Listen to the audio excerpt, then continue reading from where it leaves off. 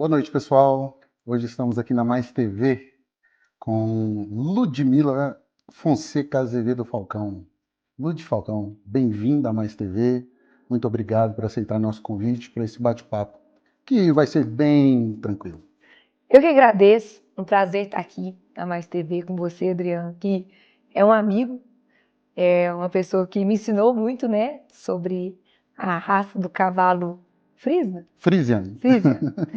Última vez que eu estive aqui em Obaeté, teve até uma proeza, né, do cavalo deitar no meu colo. Exato. Aquilo ali expandiu para todo o estado de Minas Gerais, onde que eu ia, o pessoal falou, você que é a moça que o cavalo deitou no colo. Eu falei, é esse mesmo. E a partir dali estudei um pouco mais admiração, além de estar por trás, né, de toda a criação do cavalo, respeito ao agro. E é algo que eu defendo, que eu amo e é próprio da nossa região. Com certeza. Lud, chegou aqui para mim algumas informações sobre o começo da sua carreira, de tudo como foi. Você nasceu em Guimarães, né? Isso. E foi criado em Patos? Eu fui registrada em Patos. Eu sou filha de uma dona de casa, sou filha de um policial militar, e os meus pais, eles moravam em Guimarães, mas eu, quando nasci, precisou fazer uma intervenção cirúrgica, então Guimarães não tinha hospital. E fui registrada em Patos, fiquei dos meus primeiros passinhos até os 2 anos de idade, e depois eu fui para Carmo do Paranaíba. Carmo do Paranaíba eu fiquei dos 2 aos 12 anos, depois eu fui para Patos, e lá estou até hoje. Eu acho que eu não posso nem falar que eu sou de Patos, porque eu fico lá 2 vezes na semana, o restante eu fico rodando o estado de Minas Gerais. Então eu estou mais para se perguntar o que você é. Eu falei, é mineira mesmo, porque não para, não tem lugar, e estamos trabalhando muito, graças a Deus. Graças a Deus. Você roda o estado inteiro, né? Isso. Como diz o outro, atendendo às necessidades da nossa população. Ouvindo sempre. Não acredito em político que roda, mas vai só para falar. Eu acredito no político aquele que a gente sabe que ele tem que rodar para ouvir as demandas das pessoas e a partir daí trazer soluções. Interessante. Lud, como você começou nessa carreira política? Interessante que hoje me perguntaram, né? Falou, nossa, Lud, o seu jeito é político, né? Você é simpático, você é de sangue. Eu falei, não é de sangue. Porque na minha família inteira eu nunca tive ninguém na política, nem por parte de pai, nem por parte de mãe. No entanto, eu encontrei o meu marido, que não era político, mas se tornou político. Nós sempre fomos muito politizados, a gente sempre gostou de acompanhar política, de debater política. Nós nunca ficamos só no sofá esperando que outras pessoas tomassem a decisão por nós. A gente sempre fez parte de rodas de política e a partir de então chegou um momento que o Falcão foi convidado para ser candidato a prefeito de Patos de Minas. E ele ganhou essa eleição. E a partir dali foi quando tudo começou. Mas foi na eleição dele que me despertou a vontade de concorrer a um cargo político. Porque o contato com as pessoas é algo muito genuíno da minha parte. A vontade de fazer através do poder público também é genuíno da minha parte. Só que para isso você tem que concorrer, você tem que ter um mandato. E foi para aí que eu coloquei meu nome à disposição para deputado estadual. E graças a Deus fui consagrada aí com 59.381 votos que me legitimaram a ser deputada estadual. Você foi a primeira mulher, né, a primeira deputada do Alto Paranaíba, né? O que isso significou para a região? O que você conseguiu através de verbas? O que você conseguiu mudar nessa região depois de deputada eleita? Eu fico com muito orgulho porque, de fato, eu fui a primeira mulher eleita do Alto Paranaíba. E o Alto Paranaíba ele é consagrado por ter grandes nomes dentro do seu quadro político, nomes muito respeitados. Nós já tivemos vice-governador, nós já tivemos ministro, nós já tivemos senador, outros deputados estaduais, que na somatória de todos os trabalhos desempenhados trouxeram a grandeza do Alto Paranaíba e região. Logicamente que a minha chegada vinha com muitas responsabilidades, até porque eu tinha que honrar um passado, mas, sobretudo, eu tinha que fazer uma transformação de honrar também as mulheres, porque a nossa voz ela representa quase 52% da população. E muitas vezes essas mulheres tinham as suas vozes cerceadas pelo poder de não conseguir simplesmente ter a escolha delas respeitadas. E a minha chegada vem para mostrar que essas mulheres elas podem chegar aonde elas quiserem, porque elas têm ali uma deputada que as representa, apesar de todas as dificuldades, né? Eu coloco sempre em primeiro lugar que eu sou mãe, que eu sou esposa, que eu sou dona de casa, mas eu também sou deputada estadual. E dentro dessa conjuntura, a minha função ela vem muito de falar para as mulheres, você pode, você consegue, não importa qual que seja o seu sonho, não importa quais sejam as suas escolhas, o que importa é que você nunca sonhe ou que você nunca esteja sozinho. E é por isso que a política ela é bonita, porque a gente acolhe, a gente traz representatividade e a gente traz força para essas mulheres nessa construção e nesse trabalho. A sua bandeira, né, além das mulheres, também você tem uma veia muito forte no agronegócio, né? O que o agronegócio hoje representa para você dentro do estado de Minas Gerais e no Brasil como um todo? O agronegócio ele é fundamental até na construção de vida e na construção de posicionamento político. Porque é no agro que você aprende que tudo tem seu tempo. É tempo de semear, é tempo de você cultivar, é tempo de você aguar e é tempo de você colher. Na política é tudo dessa forma, tudo no seu tempo, respeitando as pessoas acima de qualquer coisa. E o agro, ele tem ensinamentos que norteiam os nossos passos. Mas para além disso, é através do respeito, aqueles que fazem da riqueza da nossa terra a prosperidade de uma região.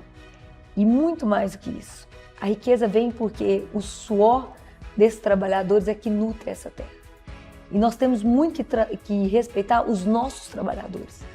Nos dói muito quando a gente vê, por exemplo, o governo federal agindo de uma forma que prejudica os produtores de leite, quando ele muito mais posiciona em favor de uma importação advinda da Argentina ou também do Uruguai ou até de países da Europa através da triangulação que existe no Mercosul, como também aqui próximo de nós, em São Gotardo, nós temos a maior cadeia produtora de alho do Brasil. E nós estamos falando de produção em hectare que é muito cara. E quando você não tem um olhar sensível do governo federal em barrar as exportações advindas da Argentina, porque lá está acontecendo uma super safra, ou um acordo mal feito com o alho chinês para ele entrar aqui e acabar com os nossos produtores, há um desrespeito com quem produz e quem sustenta esse Brasil. Para além disso, nós estamos falando de segurança alimentar e é o Brasil que garante isso. Para mais além disso, nós estamos falando daquele setor que é o setor mais forte economicamente de Minas Gerais. O nome Minas Gerais vem por conta da mineração, de muito tempo, de muita riqueza. Hoje poderíamos facilmente colocar Minas, porque ainda a mineração é muito forte, mas que a supera o agro. Então, Minas Agro Gerais, né? E nós temos que respeitar quem puxa, né? Quem que é o motor, quem que é essa força motriz que leva o estado de Minas Gerais. E isso passa por representatividade muito forte dentro da Assembleia Legislativa, até porque todas as decisões de proteção em prol do produtor, elas saem ali dentro da nossa casa. Quais foram as suas maiores conquistas para as mulheres e para o agro, dentro desse período que você está como deputado estadual? A minha maior conquista para as nossas mulheres foi eu ter ganhado a eleição, eu não tenho dúvida disso. Primeiro porque é um ato de coragem. Você dá um passo e falar, filhos, mamãe vai disputar uma eleição para representar outras mulheres. Essa decisão já não é fácil. É difícil também você falar, minha casa me espere, porque agora eu vou deixar de cuidar do meu lar e eu vou cuidar de tantos outros lares. Isso é uma escolha que a gente sabe que vem para mostrar que eu tô aqui, mas não por mim, mas por nós. Teve um episódio também muito forte que aconteceu comigo, de uma ameaça que o atual governador fez comigo, cerceando a minha atuação parlamentar devido a uma discussão que teve com o Falcão, por Falcão estar disputando uma vaga no governo do estado de Minas Gerais.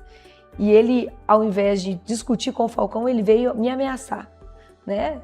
Tanto por eu ser vice-líder do governo, achando que tinha autoridade em cima de mim, pelo contrário, a gente tinha equidade, até porque nós ajudávamos a construir um estado de Minas Gerais mais forte, e mais do que isso, por ajudar nos enfrentamentos, nos embates, numa construção de um estado mais forte.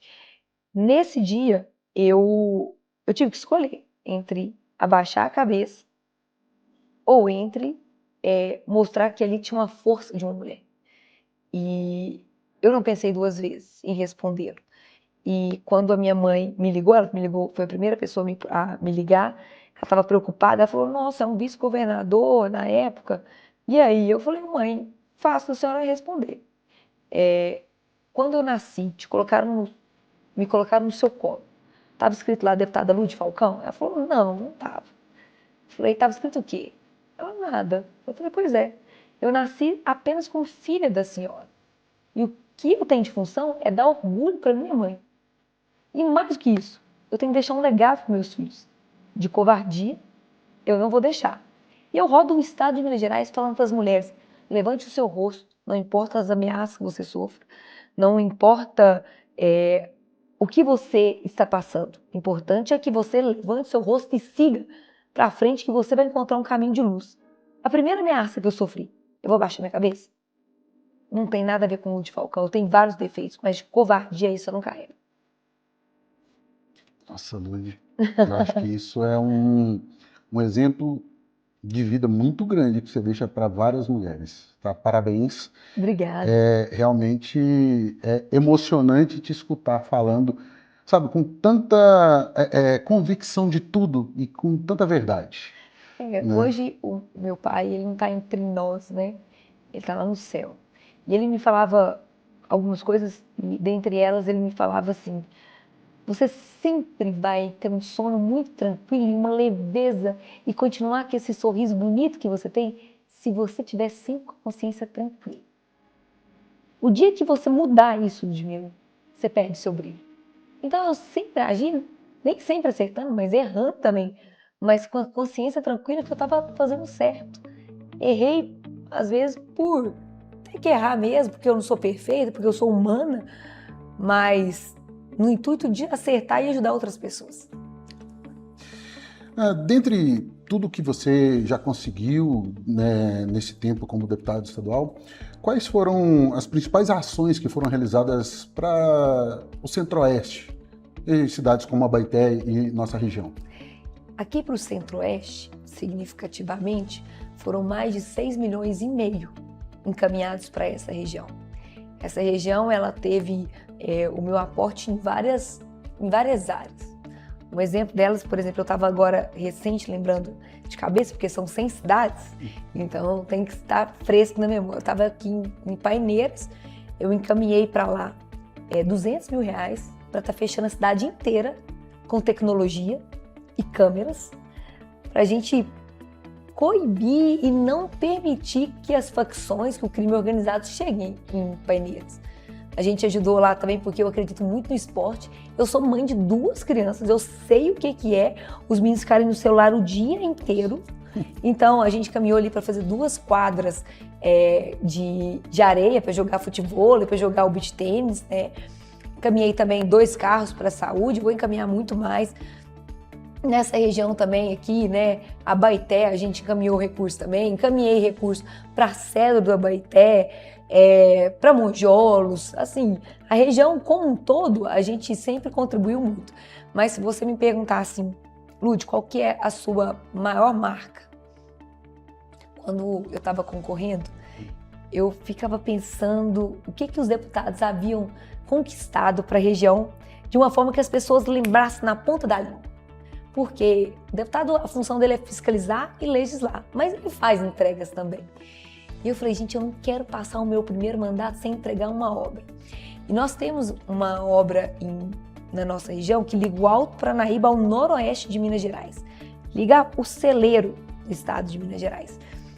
E aí é uma rodovia que ela nos períodos de pico, ela era intransitável, porque as cidades corrimãs, Patos de Minas, Presidente Olegário, e elas dependem uma muito da outra, então você não transita ali. Eu falei, vou conseguir a duplicação. Aí consegui essa duplicação, uma obra de mais de 70 milhões de reais, e tem lá, divulgado em tudo que é lugar, essa obra tem nome, é Lúdio Falcão, foi uma conquista, foi uma batalha, e todo mundo sabe, o caminhoneiro passa lá e fala, ô Lúdio, passei na sua obra, tá de excelente qualidade, então graças a Deus foi uma grande conquista. E agora, nós estamos agora em meados de 2026, Lúdio Falcão, qual a sua visão de futuro para Minas Gerais? Sabia que eu sinto muita falta dessa pergunta? Porque muitas vezes as pessoas estão preocupadas só com o agora. As pessoas estão preocupadas só com a votação. Eu sinto falta muitas vezes de sentar em mesas que você senta e discute o futuro do estado de Minas Gerais. Quais são as maiores dificuldades e quais são os maiores entraves? Conheço o estado de Minas Gerais na palma da mão, as suas dores, as suas fraquezas, mas as suas potencialidades acima de qualquer coisa. E nós temos muitas coisas a preocupar com Minas Gerais. Com essa nova lei tributária que está para chegar agora e ser implementada, a gente sabe das dificuldades que Minas Gerais vai enfrentar. Por quê? Porque nós precisamos da atração de investimento. Se você quiser um estado rico, um estado sólido, ele tem que ser um estado que gera emprego e renda.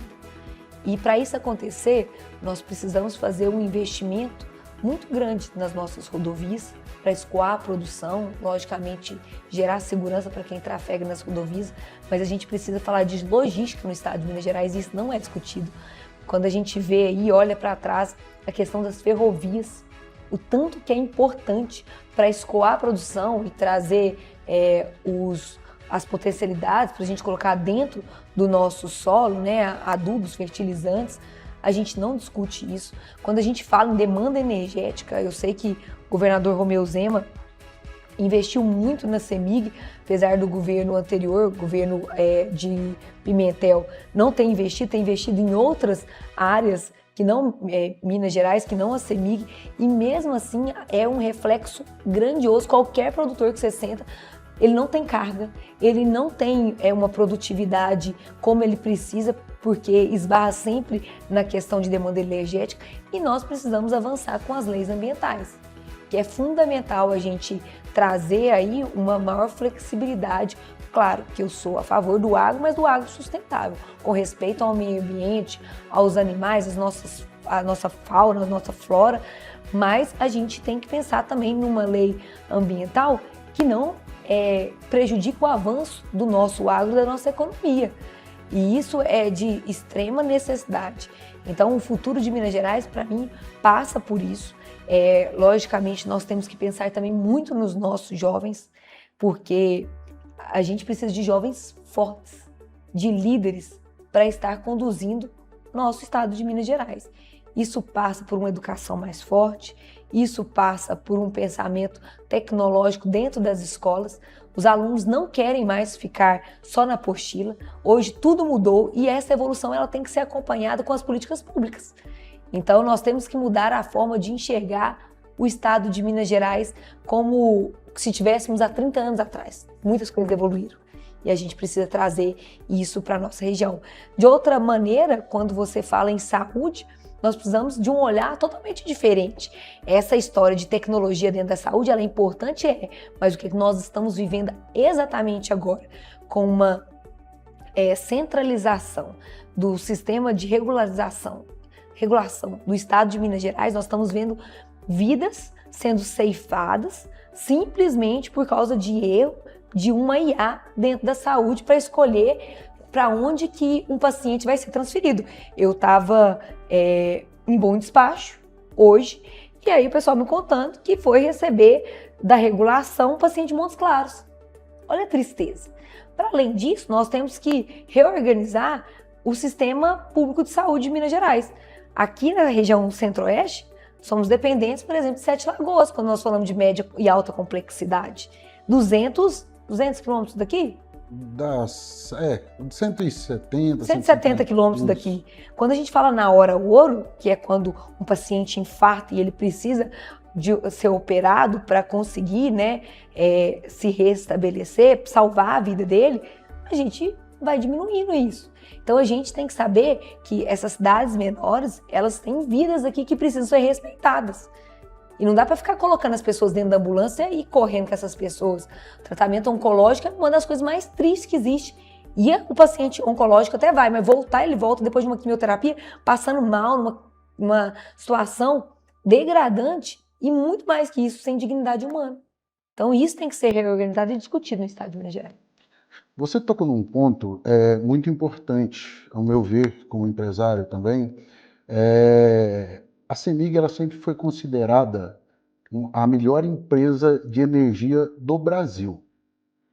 E, ultimamente, ela vem indo por um caminho que ninguém sabe se vai ser vendida, se vai ser privatizada, se não vai ser. E a gente vê que a qualidade, às vezes, começa a cair. Você, como deputada, enxerga a venda da CEMIG uma boa opção para o Estado, ou você acha que a CEMIG deveria ser considerada como um bem do Estado de Minas Gerais, mantendo sempre a qualidade nos serviços? Aí a primeira pergunta é: quem utiliza a CEMIG? Quem depende da CEMIG está satisfeito? Isso não é uma decisão que passa apenas uma pergunta e uma resposta. A decisão ela passa por discussão. É muita responsabilidade quando a gente fala da venda, privatização da CEMIG. Eu sei que as dores são muitas, mas para quem a gente vai entregar? A forma como nós vamos entregar, ela vai ser mais eficiente ou ineficiente? Quando a gente compara com outros locais que foram privatizados, foi eficiente? Tem locais que foram. Tem locais que não foram. Até a forma de você discutir a privatização, a forma que você direciona a lei dessa privatização, ela é de fundamental importância. Então, não dá para responder isso em uma pergunta. Eu sei que precisa melhorar. Será que a forma como a gente pode conduzir, às vezes sem vender, é melhor? Não sei. Isso é questão de sentar, discutir e pensar num Estado mais moderno, um Estado mais eficiente, mas com muito respeito também a uma história. Eu sei que não dá para comparar, mas quando você olhava a telefonia, há muitos anos atrás, o pessoal não queria privatizar, não queria expandir para outros, não queria abrir o mercado. Isso foi extremamente importante para nós. Mas a CEMIG é algo totalmente diferente, né? Tem que ter responsabilidade quando a gente fala da nossa CEMIG. O que eu sei é que muitas vezes eu discuti que a região que mais gera emprego e renda no estado de Minas Gerais é a nossa região aqui. E parece que os investimentos de subestação estavam acontecendo muito com prioridade em outros locais. Isso é decisão política ou é decisão técnica? A decisão deve ser técnica, porque quem produz muito precisa ser atendido com mais agilidade para produzir cada vez mais. E é uma riqueza e uma felicidade da nossa região. Quanto mais você oferece, mais a resposta vem rápido. E então a região responde rápido. É por isso que a gente não pode limitar o crescimento. Quando o Estado não atrapalha, ele já ajuda muito. Com certeza. Outro ponto que você tocou foi até numa emenda sua para Paineiras. Essa notícia é uma notícia que me agrada muito. Nós fizemos a doação aqui para a Abaeté, do sistema de monitoramento, Que bom. que já está funcionando, né? E você, dentro dos seus planos para o estado de Minas, investimento em segurança é uma das suas prioridades? Muito, muito mesmo. É um sonho que está em execução, né? Sonho só é um sonho quando tem ação, né? Aqui não falta ação com Lúcio Falcão, não. Eu venho de Patos de Minas e eu quis começar o plano piloto de lá. Uhum. Então a gente fechou 100% Patos de Minas e em vídeo monitoramento. Não estou falando apenas da cidade, não estou falando apenas de distrito, estou falando de comunidade, na roça, como o Falcão bem disse aqui, não é no meio rural, é na roça. Na roça está protegido. E a gente fez isso de uma forma muito eficaz, muito resolutiva, para a gente proteger a nossa cidade. Para além disso, eu fiz um projeto juntamente com o comandante Frederico, à época, que era o comandante-geral da Polícia Militar, de um cinturão digital. O que é um cinturão digital? Você pega a 10ª região da Polícia Militar e nessa região você coloca câmeras em toda essa região. Ou seja, bandido quer entrar, pode entrar, mas provavelmente ele não sai dali. Ou se sair, ele sai preso, mandado para outro lugar. Então, isso inibe, né, o crescimento de facção, a instalação de facção. A gente sabe o problema que é isso. E eu tenho uma proximidade muito grande, um carinho, um respeito muito grande com o Caiado. Para além disso, muitas outras coisas precisam passar por reestruturação dentro da segurança pública do estado de Minas Gerais. E por mais que a gente assuste, em Goiás começou pela reestruturação dentro dos presídios. Presídio em Goiás, ele é todo reconstruído. Não existe tomada dentro das celas. Ou seja, se entra um celular lá, ele dura um dia, porque não tem como carregar. Não tem como carregar nenhum power bank. E aí não existe o faccionado mandando de dentro do presídio para lá de fora. Não existe rebelião. E sempre com muito respeito, logicamente, até segurando, né, os direitos humanos, mas também com muita firmeza, junto com aquelas pessoas ali que não respeitaram as leis e que foram encaminhadas até os presídios. Isso passa as pessoas terem que pensar 2 vezes antes de estarem cometendo um crime e estarem sendo encaminhados para um presídio, porque ali a pena é cumprida.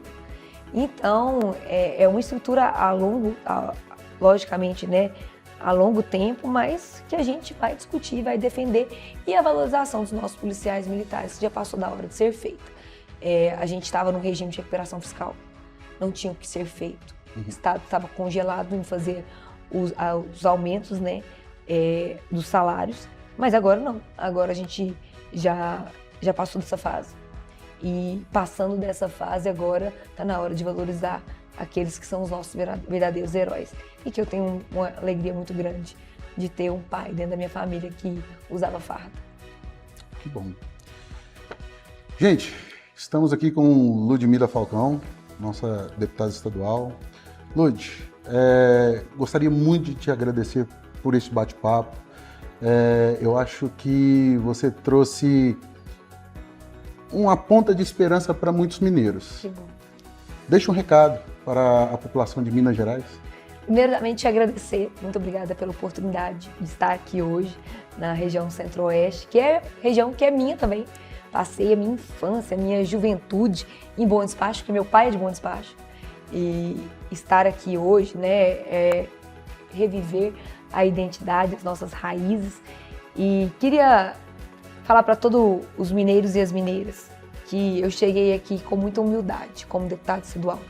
Não vim de família de políticos. Entrei na política por muitas vezes não ter políticos que me representavam.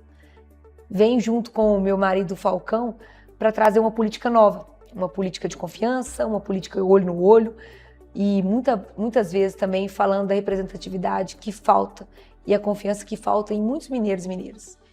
Eu já vi muitos políticos não terem coragem de falar que são políticos. Eu tenho orgulho de falar que eu sou política, porque na nossa história não tem nada que manche a nossa trajetória. E não deixaria também nada manchar, não é a minha trajetória, mas eu não deixaria uma nódia nos meus filhos. Eu faço a política porque eu amo, porque eu gosto e porque eu sei que toda decisão que impacta na vida de vocês, na minha, ela passa por decisão política.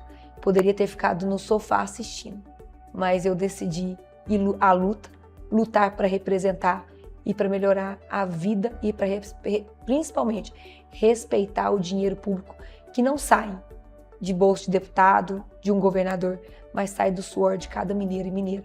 E isso a gente tem que valorizar e honrar. E é isso que eu faço todos os dias. Um beijo da deputada Lúcia Falcão.